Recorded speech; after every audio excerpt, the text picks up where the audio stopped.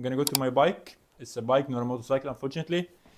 But I'm gonna have to transport stuff to the other unit on the other side of Osterbo. And then I'm gonna come back for another fit check. I might have just bought the sickest jacket humankind has ever produced. Let me show you what I'm talking about. This is 1960s Swedish military jacket, specifically motorcycle jacket, which is easily distinguishable. How do you say distinguishable? I don't know. Easily identifiable by this huge ass pocket on your chest. Shitloads of buttons that you have to button and unbutton to be able to wear this jacket. In Swedish motorjacka, used by both the Swedish military itself and the defense system in general to transport documents between places. And obviously the motorcyclists, they have no other place to keep the documents, whatever they're transporting. So they put everything in this big ass pocket here.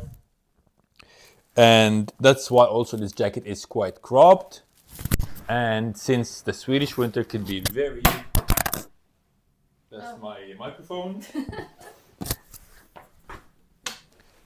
And obviously, since the Swedish winters could be extremely harsh, this jacket comes with a very thick fur lining here that would keep you warm in the middle of the Swedish winter.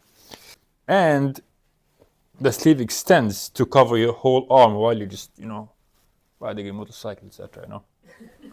So this one has really nice fading on it, I guess for the last 60 years or so.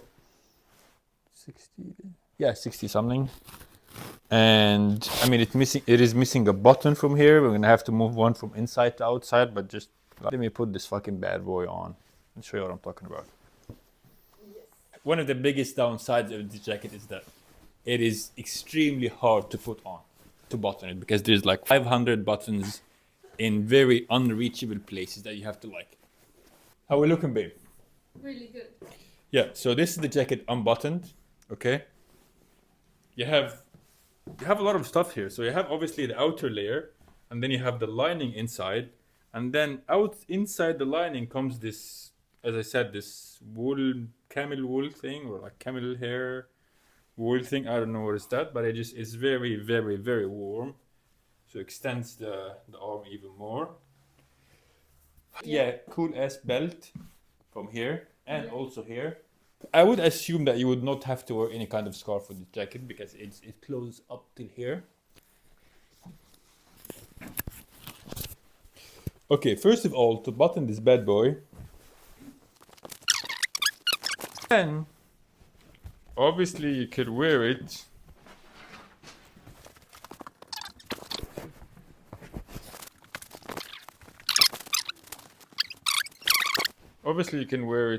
like this, with the collar falling down. Or, even better,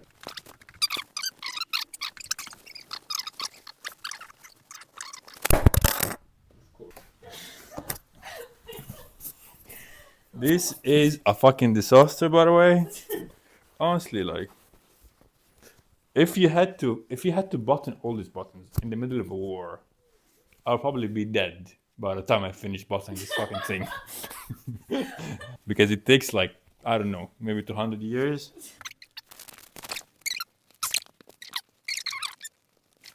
Okay, so after like, I don't know, 12 hours since we started this video, and with the help of a stylist here, we managed to close this jacket, except obviously the missing button here.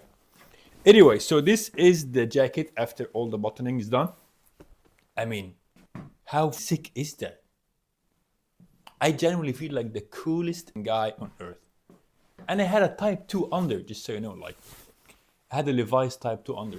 This is so sick. Yeah. Jeez, look how cropped that jacket is.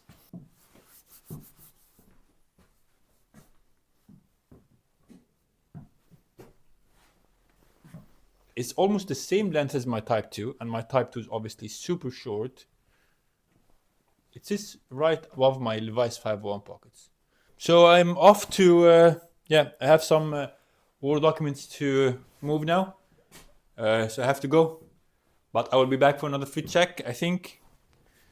The funny thing is that now I have 1960s Swedish motorcycle jacket, and I have a 1960s Danish field jacket, M65 or 64, I can't remember what it's called.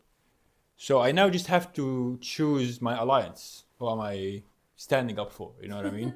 Who am I? Which side am I on?